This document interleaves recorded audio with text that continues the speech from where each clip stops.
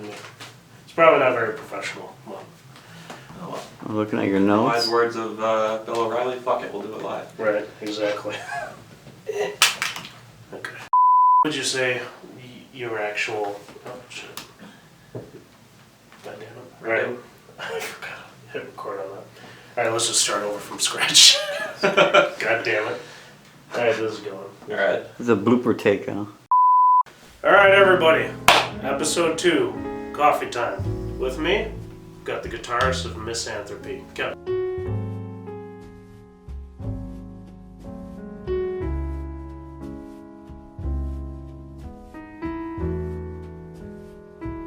Hello. I saw you guys had a show yesterday. Who did you play with? We played with Axios, our buddies Fleshbore and Predator, and Wraith. No.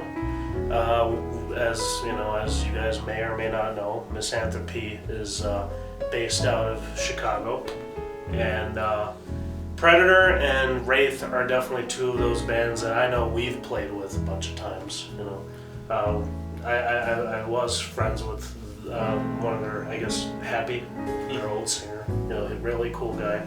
All the dudes in Predator are just incredible. Oh yeah, phenomenal players, phenomenal people. Yeah.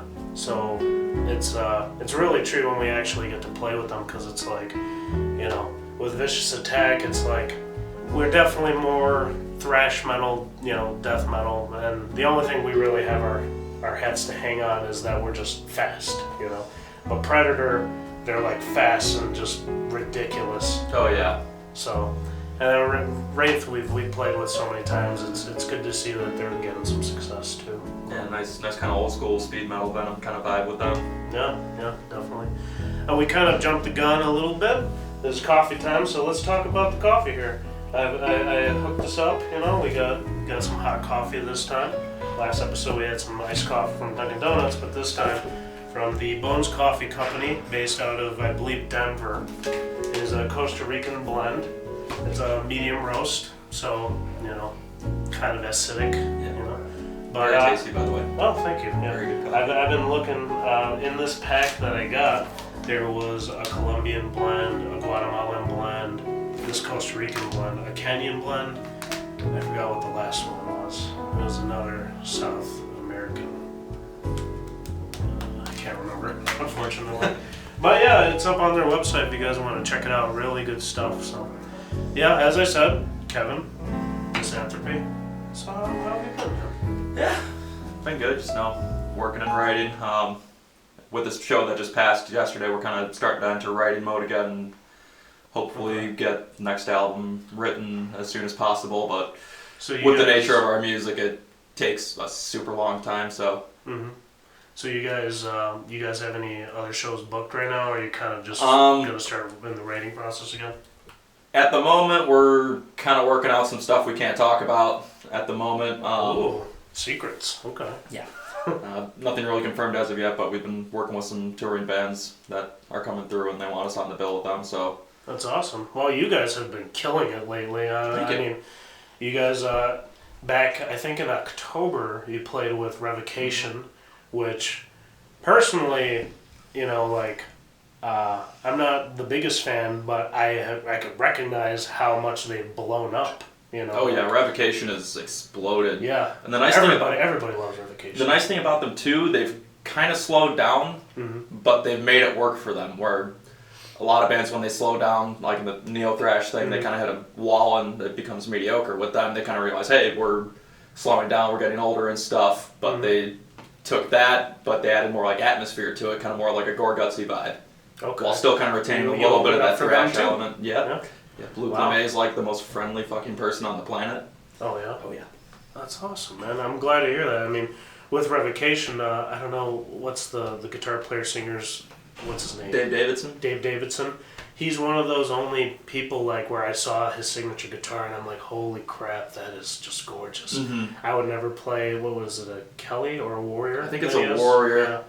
I personally feel like I would never play one, but I would definitely buy his if I had money to throw around. You know. Oh yeah. It's really nice, Jackson. Yeah, I mean, I'm not super big on like the extreme body shapes anymore, but that would make like a really nice wall piece guitar, just because it's got a nice aesthetic vibe, kind of that like rustic barn ash kind of look to it. I bet it plays like butter too. Oh yeah, I've read a lot of reviews on it, and people say it's phenomenal. So that was October, right?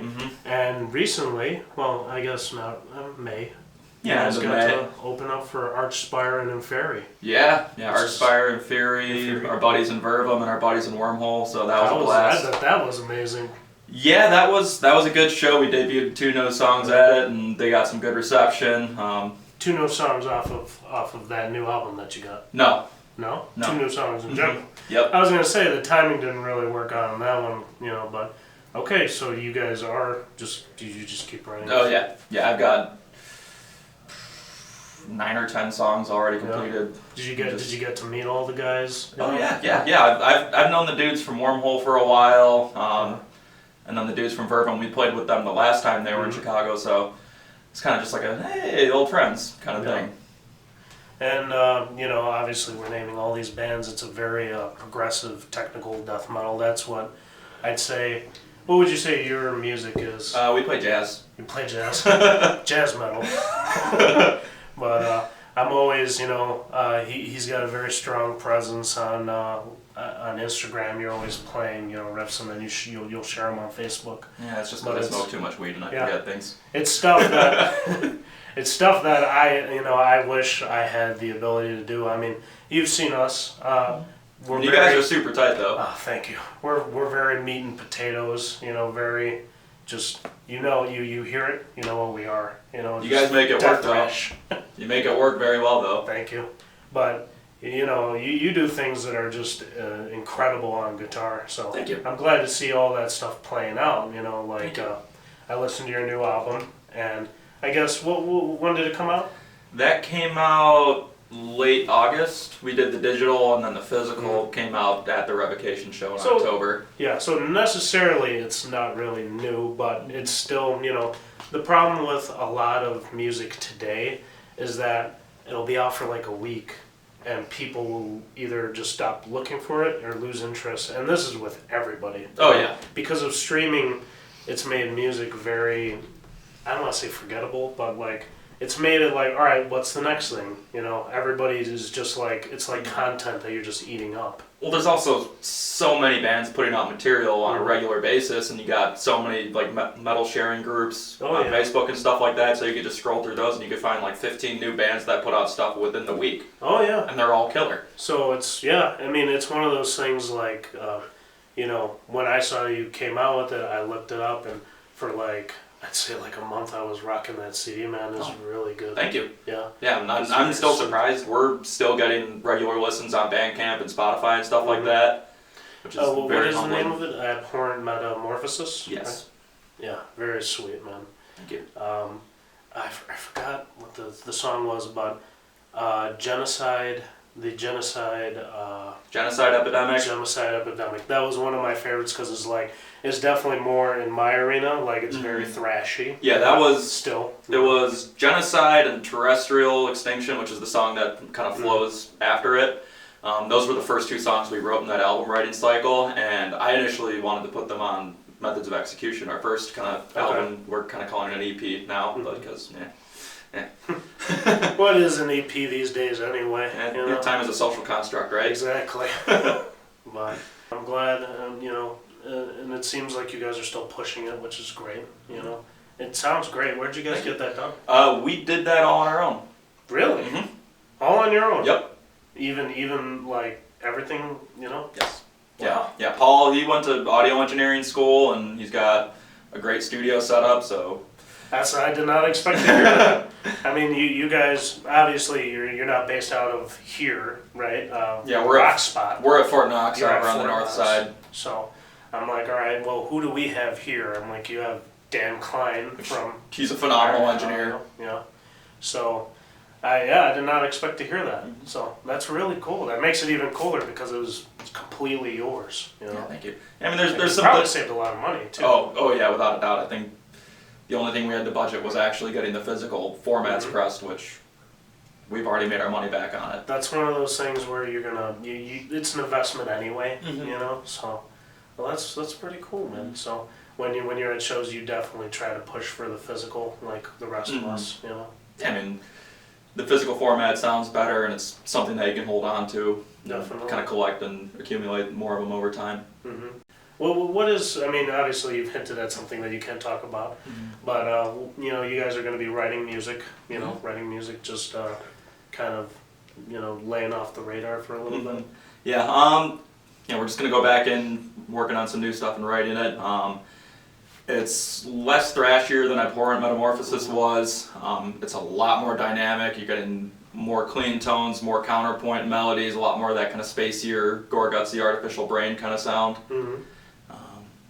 And it's really hard. And every time I go and trying to write lyrics for it, because I'm handling double duty, I'm just shaking my head and be like, what the fuck did I get myself into? It's insane how you can even do that, because I have issues with just doing backup vocals, you know, just playing and because like I said, our stuff isn't complicated, but it's fast. Oh yeah, you know? Your guys' stuff is so fast. Doing this and doing backup vocals is, I could barely even do that, so I don't know how you're doing it. You're just like up and down that fretboard, just, you know, screaming. It's a lot of practice. We have a ridiculous practice schedule. Oh, that's good, man. All right, well, you know, I kind of jumped the gun because I was excited to talk about the album and like what you guys have been doing recently and all these awesome shows that you've played. But so let's take it back a little bit. Can you tell me about how all of your, I guess I want to say musical career started? You know, was it always with Misanthropy? Did you have just numerous other bands?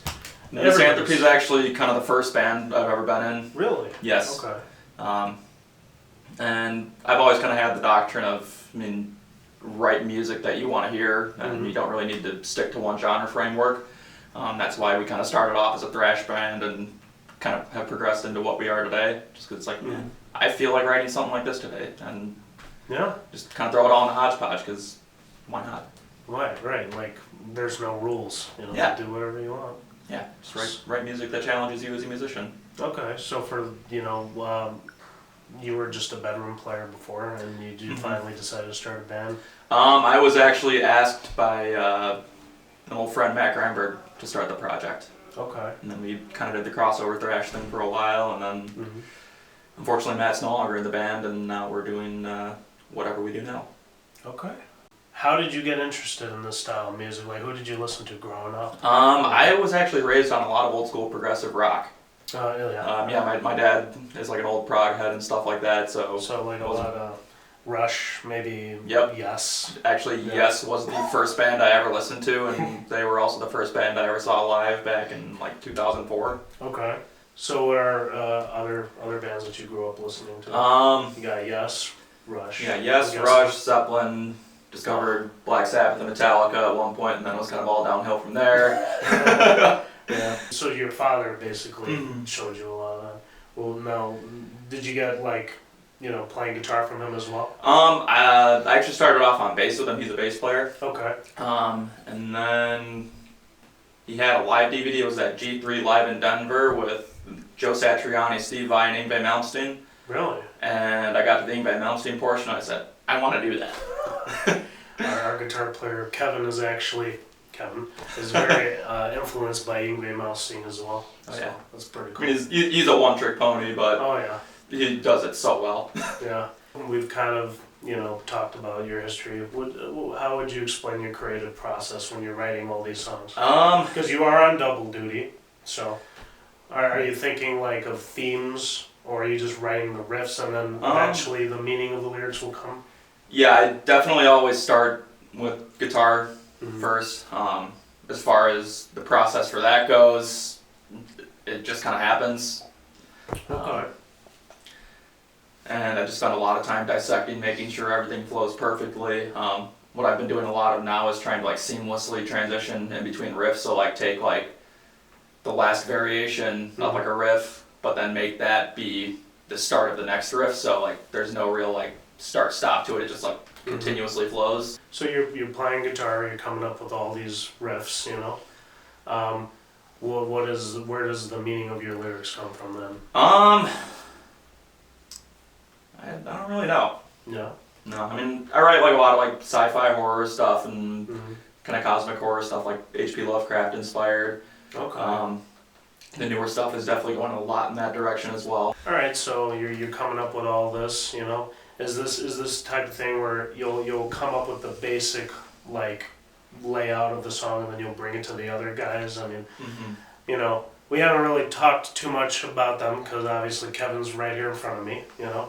But they're all incredible musicians as well. Oh, yeah. You know, their drummer, their bass player is freaking insane. Oh yeah, I'm very blessed for having the bandmates I do. They're all top-notch people, and they all show up to practice on time, and all have that same hunger to just better themselves as musicians. That's amazing, man. You know, sometimes you have trouble even like getting together every week. You know, schedules, you know, obviously conflict and all that.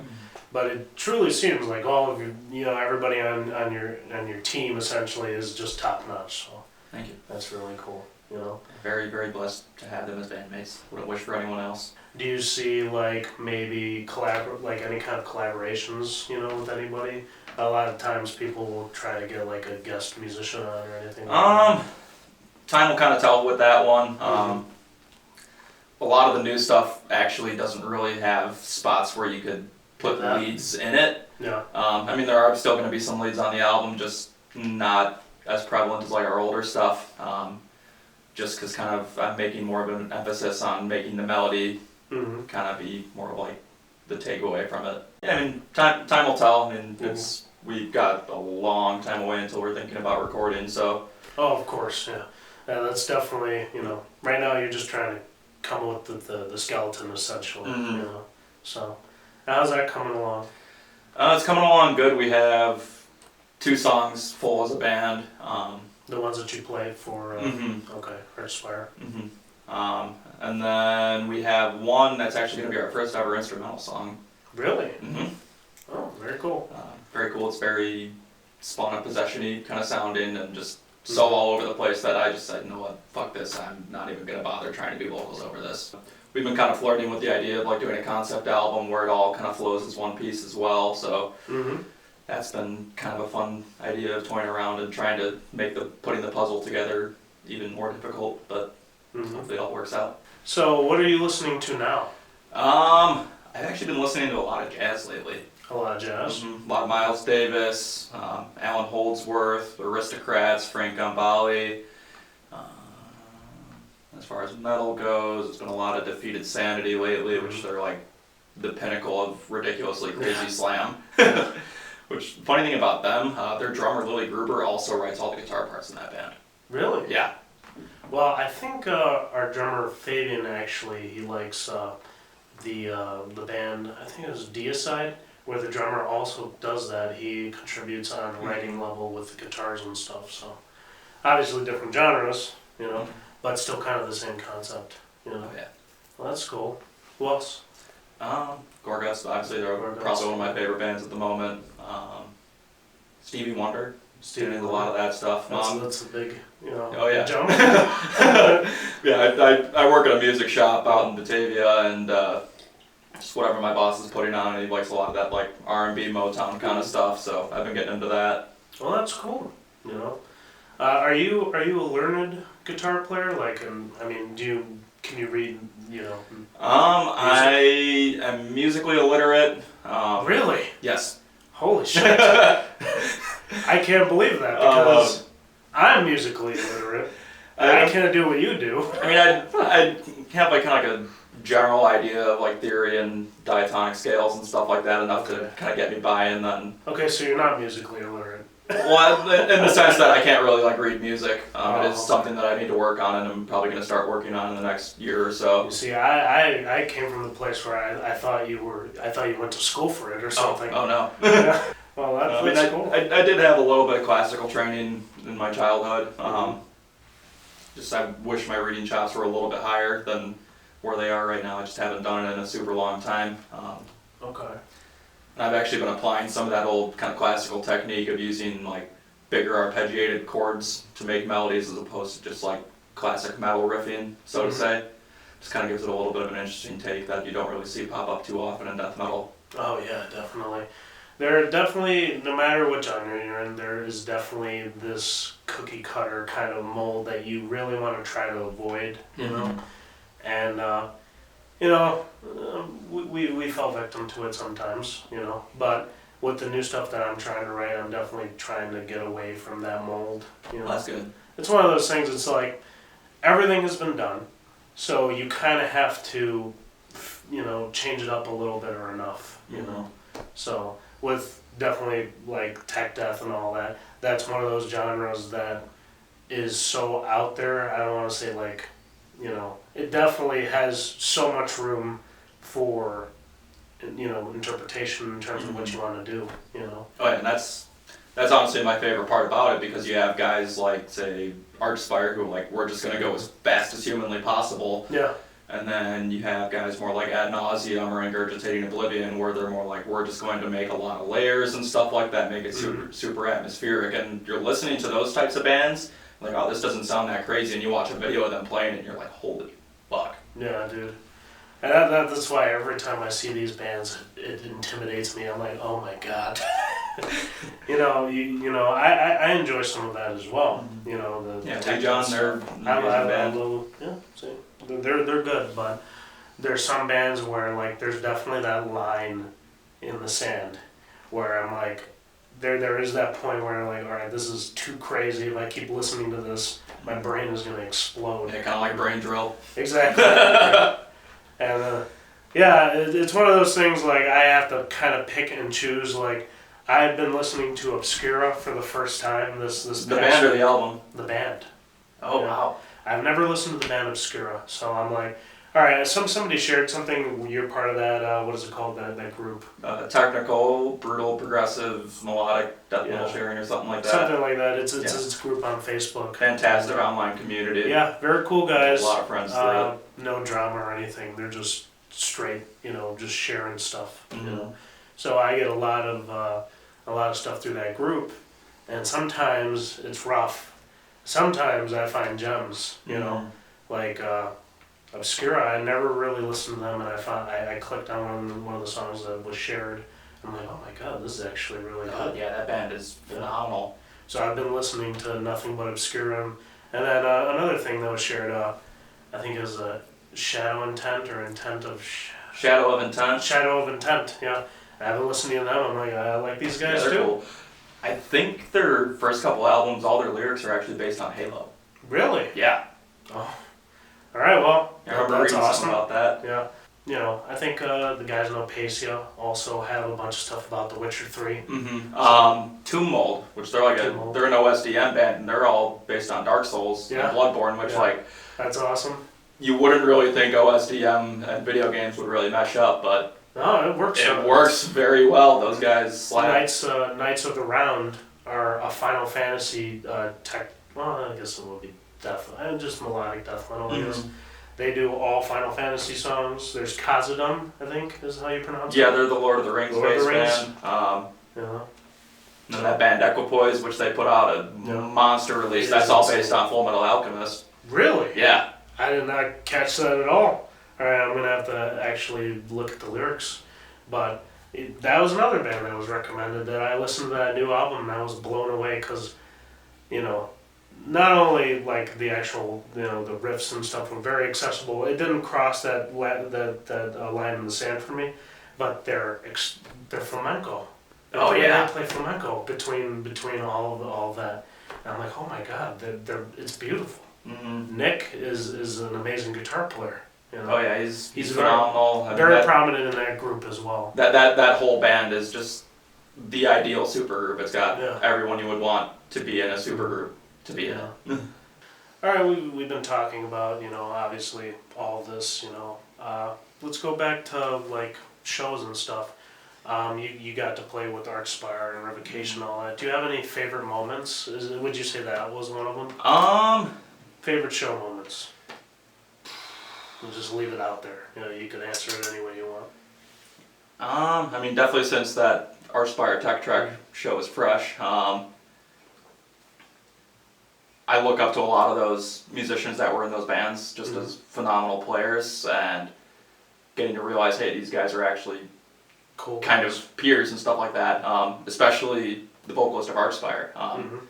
As you've known, you've probably heard me make comments about that band in the past. and their vocalist, he kind of has that kind of rapper presence to them.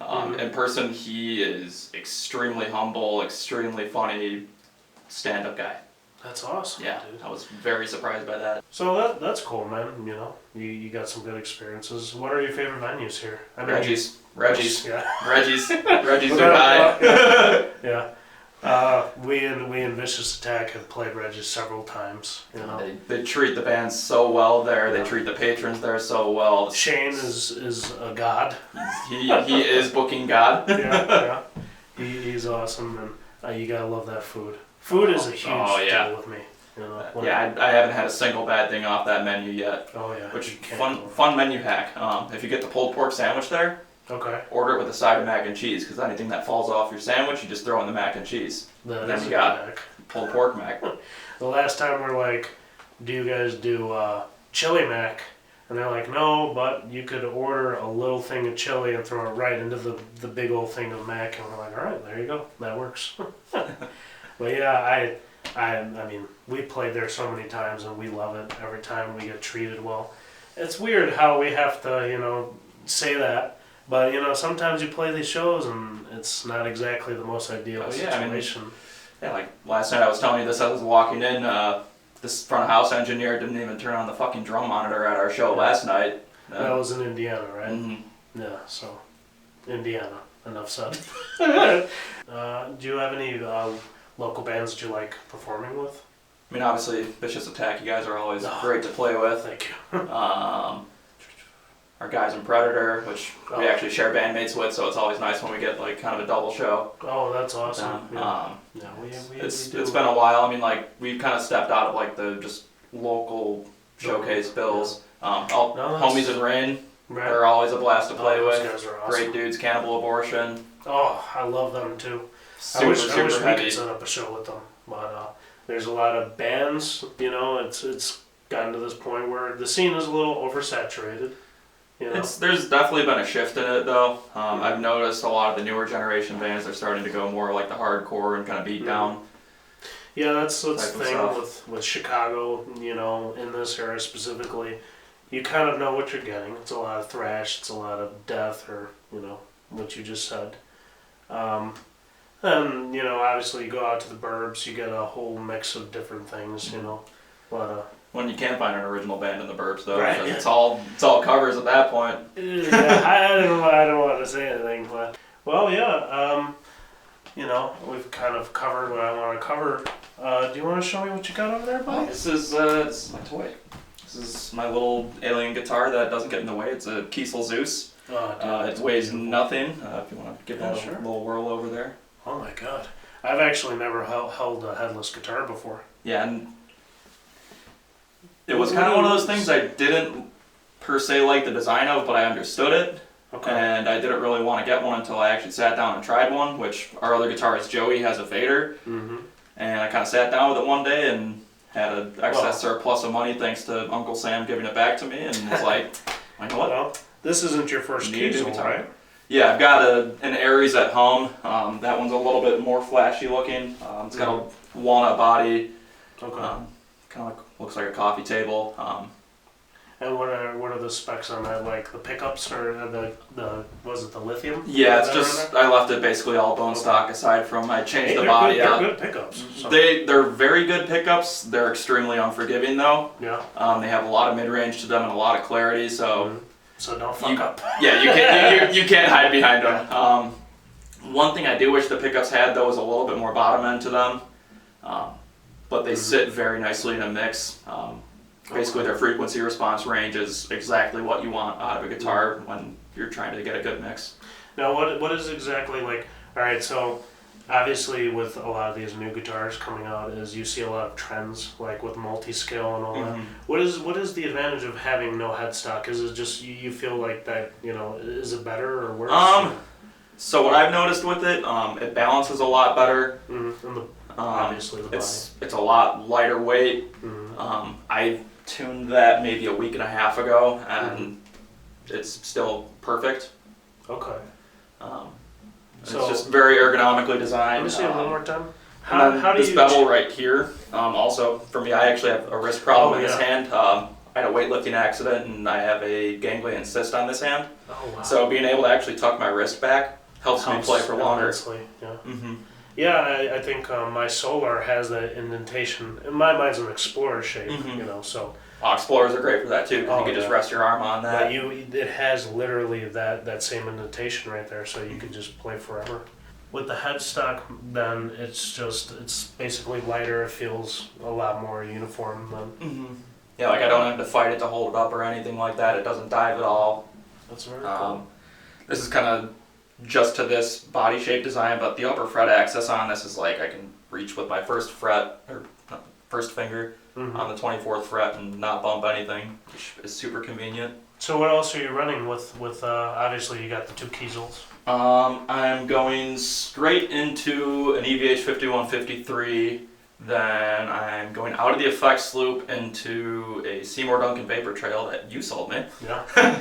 I was glad to, I couldn't remember if I thought you were selling it, and I'm like, oh, it didn't work out. No, I guess that was somebody else. Stayed on my board, and I love that pedal. Yeah, I liked it too, but the problem, I was moving in a different direction. I'm like, you're using a Helix now, Now right? I'm using a Helix. Yeah, and then I'm running that out through... Yeah, what are you doing? And then after the Vapor Trail, it goes into a Walrus Audio Fathom, which is a reverb pedal, just because my amp doesn't have a built-in reverb, and I kind of use that more for kind of my spacier, big chordy kind of stuff. It's fantastic sounding reverb pedal, multi-algorithm, built like a tank. Do you have a booster or anything on there? No? Nope. Okay. I like running very low gain on both channels on my amp. I think the gain is set at about 10 o'clock. Okay. And just fill it all up with mids so it all cuts through the mix once again, not being able to hide anything. Yeah. I think that's how our Kevin runs as well. He doesn't necessarily hammer on the gain. You know. You get more clarity that way, especially when you're using a lot of strange chord voicings. Oh yeah, definitely. And then that's going out of the amp into a Mesa Boogie 2x12 with V30s. Our 2x12s the best. They are. We switched over to those probably 2 years ago, and it was literally just because we needed to fit shit in our cars. Yeah, definitely. And then we realized, oh shit, we actually don't need 412s to blow the roof off the place because that's what the PAs are doing. Right. I've been using my Mesa 2x12 for, say, maybe like a year now. Nice. Are you still running that with the angle? Yeah. Well, I mean, when I'm here, the viewer can't see it, but I've got my 4x12 there. They make some really good cabs. Yeah, I love that cab, but the problem with me bringing that cab is in the corner there was also a touring case. It's not there now. I don't know where the hell it is. Oh, it's over there. Okay, so I would put that in the case, and putting that in my car was like almost impossible. So I'd bring that, I'd wheel it, great, there's not a scratch on it because of that, you know. But then I'd take it off, it was just a whole thing, and it was just so much easier. I got that 2x12, I could beat it up, I personally, I bought it used, so I don't even care really about the condition as long as the speakers are good, So literally, I take my Helix, I run it into a Seymour Duncan Power Stage 170. That's the little pedal board power amp, right? Yeah. So eventually, I don't know, down the road I was thinking, I have the Helix LT. I eventually want to change that to the Stomp. And then I'll go back to having a pedal board with just the Stomp, my Power Stage, and then maybe a tuner, little micro pedal board. But nice, sweet little fly rig. Oh yeah, it's saved me so much hell. Just having setup time is just brutal in general. Oh, yeah. But when you just plug into the Helix all your settings, you don't have to worry. I mean, you just have to worry essentially about the room, and how's it going to sound. And hopefully you have a competent engineer at the front of the house. Yeah. So I got the 170, and literally you put that thing at 3, and that's as loud as you need to go, Everybody always says, like, they underestimate how a 2x12 will sound in a venue. In Chicago, you're playing a lot of these dingy little, I don't want to say dive bars anyway.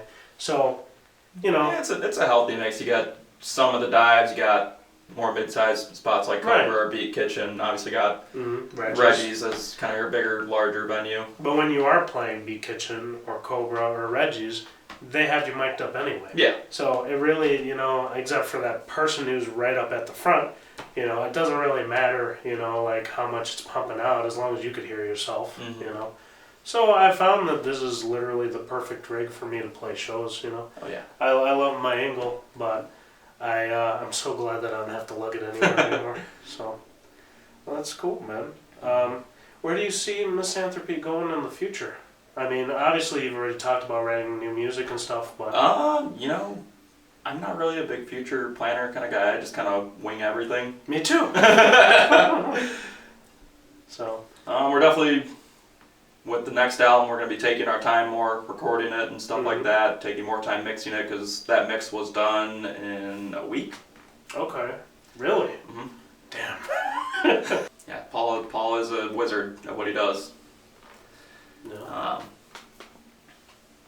You're going to take our time more, probably do more singles instead of just like a surprise, hey, here's our album, kind of thing like we did with the last one. Yeah. That just kind of came out at like 6 a.m. on a random Tuesday. A lot of people seem to be abandoning that kind of like format, you know, the album format.